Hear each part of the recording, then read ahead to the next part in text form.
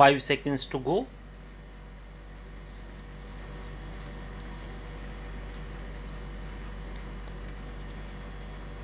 Start.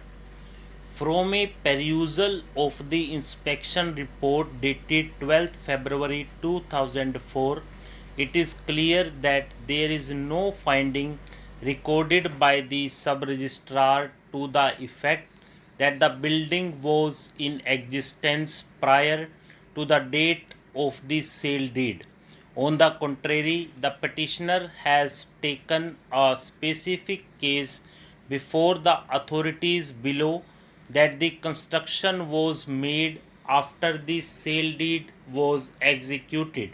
In support thereof, the petitioner had submitted the plan of the architect prepared after the sale deed and also produced her bank passbook to show that withdrawal to the extent of about rupees 4 lakhs had been made by her after the sale deed had been executed, which amount was utilized for the construction on the plot. She also filed her affidavit as well as that of the contractor in support of her case that the constructions were made after the sale deed was executed. However, the authorities below have relied on the report of the sub-registrar and held that there was deficiency in payment of stamp duty without even recording any specific finding that the constructions were made prior to the execution of the sale deed. It is not the case of the respondents that the land in question was undervalued. An inspection was got done after 10 months of the execution of the sale deed. It is also not the case of the respondents that the constructions found on the date of inspection could not have been made within the period which was after the execution of the sale deed and till the date of the inspection. For imposing liability for payment of additional stamp duty, it would be the duty of the respondents to categorically show that there was some concealment made by the petitioner at the time of execution of the sale deed. On mere presumption that constructions existing after nearly a year must have been existing at the time of execution of the sale deed, stamp duty cannot be imposed after valuing the constructions without giving a categorical and specific finding that at the time of execution of the sale deed such constructions had existed.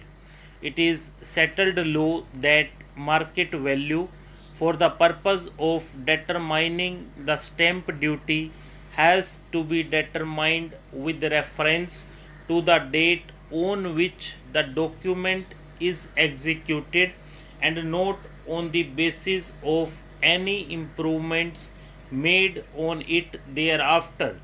The sub registrar or the authorities concerned should have verified the same prior to registration of the sale deed or immediately thereafter, but imposing liability for payment of additional stamp duty on the basis of a report submitted after nearly an year of the execution of the sale deed, during which period admittedly such constructions could have been made, would not be justified.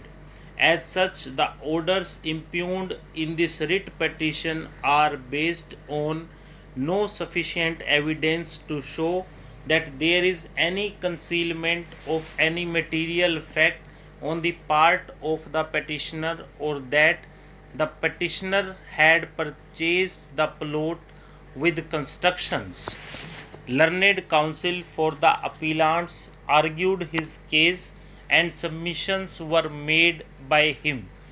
We may make it clear at the outset that none of the appellants belonged to the category of either SC, ST or ex-serviceman, and their claim is also not against these categories.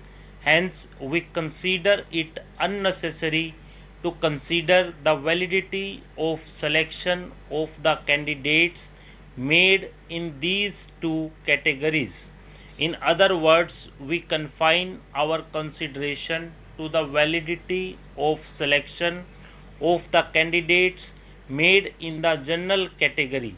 Mainly, the submissions made on behalf of the appellants were that after declaration of the result of the written examination on 1st April 1998, standard could not have been lowered for making other 40 candidates eligible for the purpose of interview.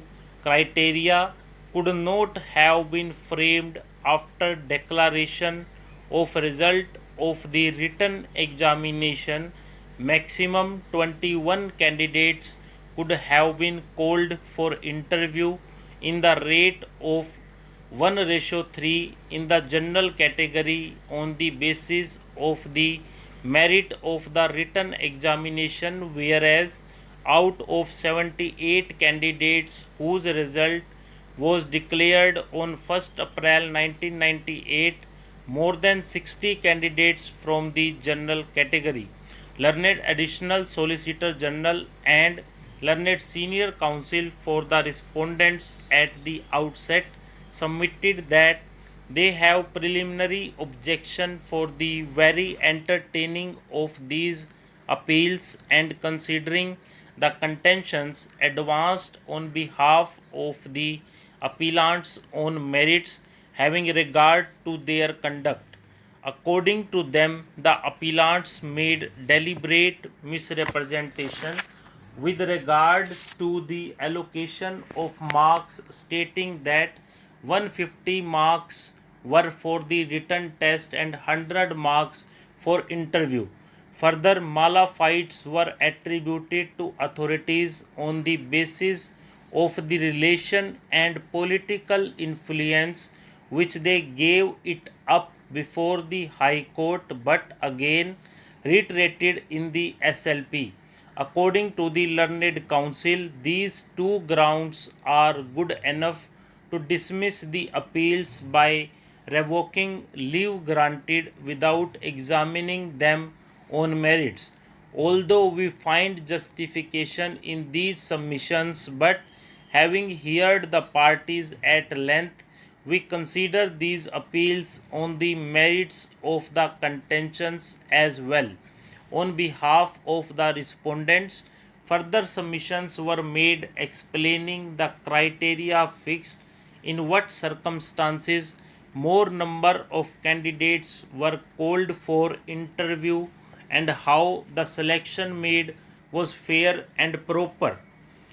According to them, mere calling more number of candidates for interview did not vitiate the selection made, having regard to the facts and circumstances of the case. At any rate, the appellants, being lower in merit even otherwise, could not get any benefit. According to the Learned Counsel for the respondents, the impugned judgment of the High Court is perfectly valid and justified.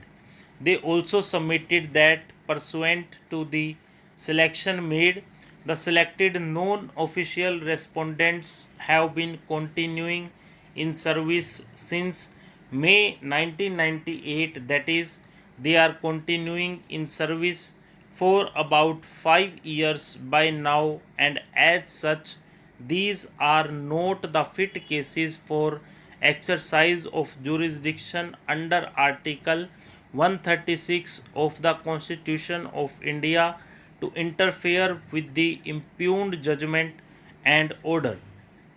Stop.